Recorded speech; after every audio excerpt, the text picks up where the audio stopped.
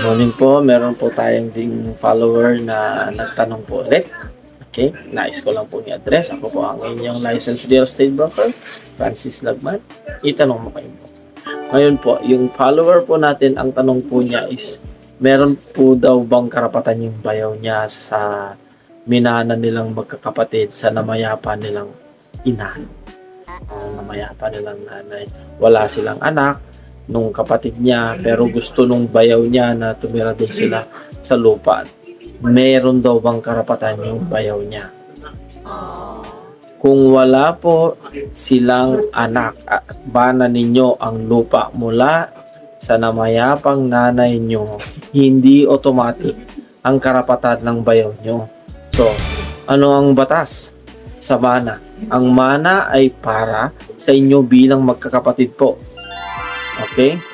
Hindi kasama ang asawa ng kapatid. Kung buhay pa ang kapatid mo, siya ang may karapatan sa kanyang parte, yung kapatid niyo po. Siya po ang may karapatan, hindi po yung bayaw. Pero hindi automatikong kasama ang bayaw mo.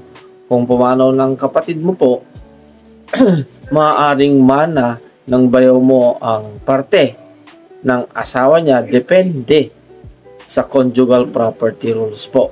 Okay?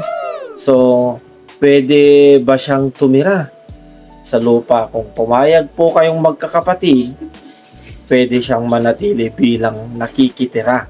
Kung hindi po kayo papayag, wala siyang legal na karapatan na igiit na mana niya ito.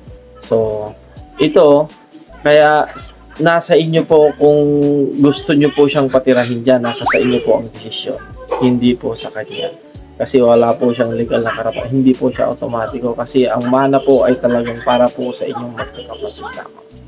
Okay, so sana po makatulong. Please share, like, and follow po this page para po mas marami tayong matulungan. Salamat po. Follow po.